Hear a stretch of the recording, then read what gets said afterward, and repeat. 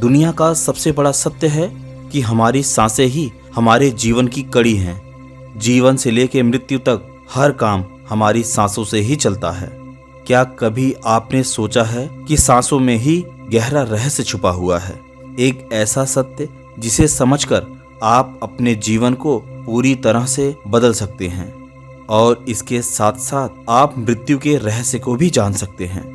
आइए इस अद्भुत रहस्य की यात्रा पर चलें, जहां आपको अपनी हर सांस पर एक अलग ही रहस्य जानने को मिलेगा, क्योंकि हर एक सांस के पीछे एक अनसुलझा रहस्य छुपा हुआ है। दोस्तों, सांस केवल एक जैविक प्रक्रिया नहीं है, यह तो प्राण ऊर्जा का स्रोत है।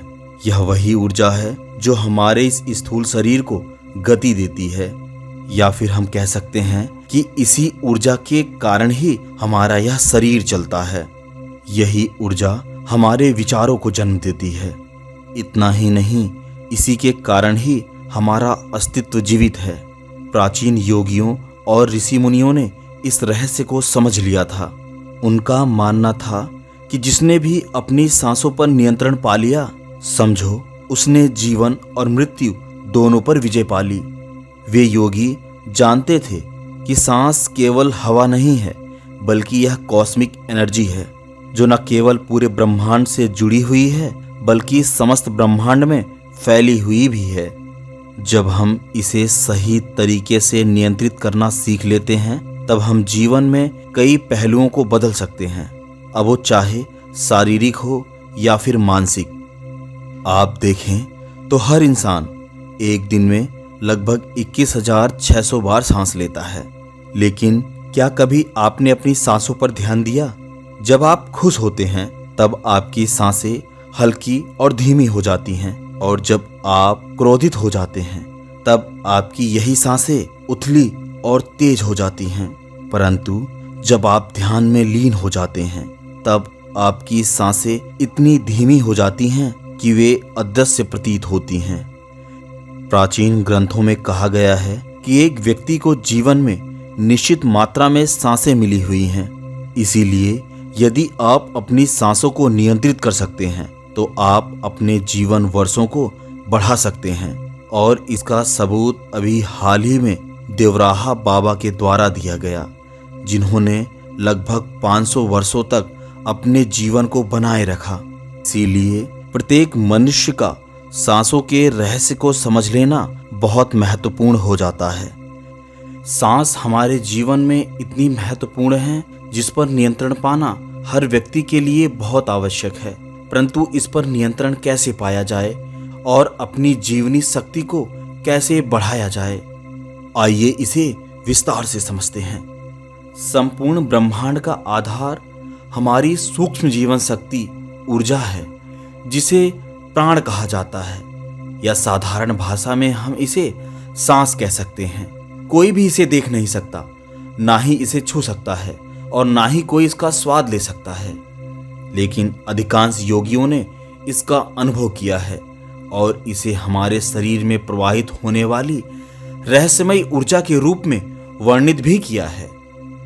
प्राण शब्द का संस्कृत से अनुवाद जीवन शक्ति ऊर्जा या महत्वपूर्ण ऊर्जा या फिर जीवन की सांस, कुछ लोग इसे आत्म ऊर्जा या महत्वपूर्ण सिद्धांत के रूप में प्रदर्शित करते हैं। प्राण शब्द दिखने में जितना छोटा है उतना ही गहरा है। प्राण भोजन से भी आता है, ताजे फल और सब्जियों से भी आता है। हमारी यह श्वासें जीवन देने वाले प्राण से भरी होती हैं, और इन्हीं के माध्यम से ही हमारा यह शरीर काम करता है। हमारे शरीर में प्राण का सबसे सूक्ष्म रूप श्वास को माना गया है, इसलिए अक्सर योग के श्वास अभ्यासों में इसे वर्णित किया गया है। दोस्तों, प्राण हमारी चेतना की ऊर्जा बनाता है और हमारे शरीर के सभी शारीरिक कार्यों को भी नियंत्रित करता है। यौगिक दृष्टिकोण से श्वास आपकी जीवन शक्ति है, अर्थात जीवन में कुछ पाने के लिए आपको सबसे पहले अपने प्राणों यानी सांस को नियंत्रित करना होगा, और सांसों को नियंत्रित करने का मतलब है प्राणायाम करना होगा। लेकिन प्रश्न यह आता है कि कोई भी अपने सांस को नियंत्रित क्यों करना चाहेगा? इसका कारण है कि जब हम अपनी सांसों पर ध्यान देते हैं तो हमें अपने मन की स्थिति के बारे में जानकारी मिलती है। हार्वर्ड बिजनेस रिव्यू के अनुसार जब हम अत्यधिक तनाव की स्थिति में होते हैं तब हमारा प्रीफ्रंटल कॉर्टेक्स यानी तार्किक सोच के लिए जिम्मेदार हमारा मस्तिष्क का हिस्सा खराब हो जाता है, जिससे तर्कसंगत रूप से सोचना मुश्किल हो जाता है। हालांकि सांस लेने की तकनीक हमें अपने मन पर नियंत्रण पाने में मदद करती है। शोधकर्ताओं के अनुसार अलग अलग भावनाएं सांस लेने के अलग अलग तरीकों से जुड़ी हुई हैं। इसलिए अगर हम सांस लेने के तरीके में बदलाव करते हैं तो हम अपनी भावनाओं को भी बदल सकते हैं। क्या आपने देखा है कि जब हम चिंतित, घबराए हुए या क्रोधित होते हैं तो हमारी सांसें अनियमित, छोटी, तेज और उथली हो जाती हैं। जब आप अलग अलग भावनाओं से जुड़े सांस लेने के पैटर्न का पालन करते हैं तो आप उन संबंधित भावनाओं को महसूस करना शुरू कर देंगे और धीरे धीरे भावनात्मक विनियमन की क्षमता विकसित हो जाती है। जब हम सचेत होकर सांस लेते हैं तो हम लंबी और गहरी सांस लेते हैं, लेकिन प्राणायाम अभी भी केवल धीमा करने और पैरासिम्पैथिक तंत्रिका तंत्र को प्रभावित करने के बारे में नहीं है। यह इस सीमित समझ से बहुत दूर और परे है। प्राणायाम योग के मूलभूत पहलुओं में से एक है। इसका पता हजारों साल पहले लगाया गया था, जिसका उल्लेख पतंजलि के योग सूत्रों में किया गया है। योग के 8 अंग हैं और उन्हें इस प्रकार परिभाषित किया गया है: यम, नियम, आसन जिनमें मुद्राएं शामिल हैं, प्राणायाम यानी सांस लेने की कला, प्रत्याहार, धारणा जिसे एकाग्रता भी कहा जाता है, ध्यान और समाधि इसका अंतिम अंग है। इतना ही नहीं, भगवद गीता जो कि एक पवित्र वैदिक ग्रंथ है, उसमें भी मन को अंततः मुक्त करने के लिए भक्ति दृष्टिकोण से प्राणायाम की ही सलाह दी जाती है। इसलिए जो भी व्यक्ति अपने प्राणों को नियंत्रित करना चाहता है, श्वास को नियंत्रित करना चाहता है, उसे प्राणायाम अवश्य करना चाहिए। प्राण का मुख्य स्रोत श्वास है, जो जीवन की अभिव्यक्ति है। यह हम पहले से ही समझ चुके हैं।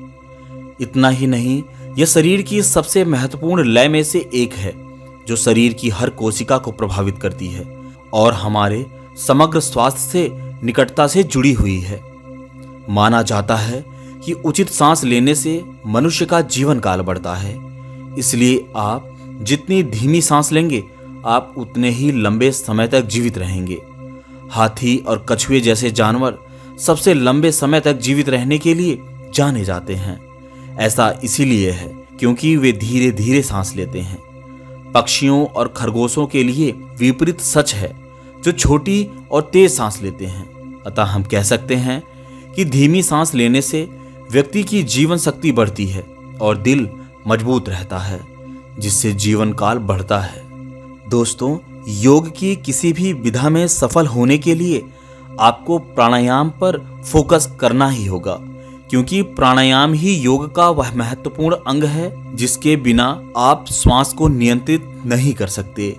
प्राणायाम 2 शब्दों से मिलकर बना है, प्राण जमा आयाम, अर्थात प्राणायाम योग का एक महत्वपूर्ण अंग है जो सांसों को नियंत्रित करने और शरीर को ऊर्जावान बनाने का अभ्यास है।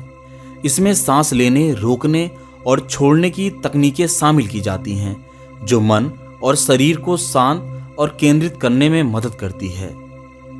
प्राणायाम के कई प्रकार हैं, जैसे उज्जयी प्राणायाम, कपालभाति, नाड़ी शोधन प्राणायाम, शीतली प्राणायाम, भस्त्रिका प्राणायाम।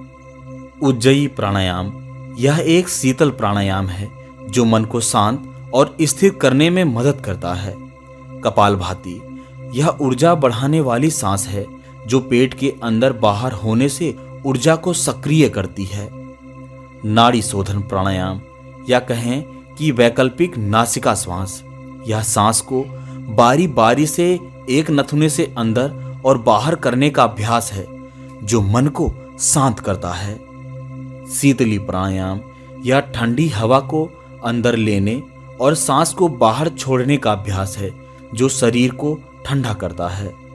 भस्त्रिका प्राणायाम यह एक तेज और गहरा श्वास लेने और छोड़ने का अभ्यास है जो शरीर को ऊर्जावान बनाता है।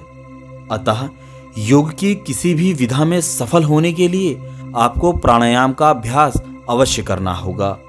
प्राणायाम के महत्व को समझने के बाद आइए प्राणायाम के लाभ को भी जान लेते हैं। प्राणायाम करने से तनाव और चिंता कम होती है, मन को शांत और एकाग्र करने में मदद मिलती है, शरीर में ऊर्जा का स्तर बढ़ जाता है, रोग प्रतिरोधक क्षमता बढ़ती है, हृदय गति को नियंत्रित करता है। यदि आप हकलाते हैं तो प्राणायाम हकलाने और अस्थमा जैसी समस्याओं में भी मदद करता है। शरीर, मन और आत्मा में तालमेल स्थापित भी प्राणायाम के माध्यम से किया जा सकता है। इसीलिए प्राणायाम का अभ्यास आप कभी भी कर सकते हैं, परंतु यदि आप सुबह और शाम इस प्राणायाम का अभ्यास करें तो आपका सांसों पर नियंत्रण बहुत ही आसान हो जाएगा। आप इस प्राणायाम का अभ्यास किसी भी आसन में बैठकर कर सकते हैं, अब वह चाहे सुखासन, सिद्धासन, पद्मासन या फिर वज्रासन ही क्यों ना हो। फिलहाल आज की इस वीडियो में बस इतना ही। मिलते हैं आगे की किसी वीडियो में, तब तक के लिए नमस्कार।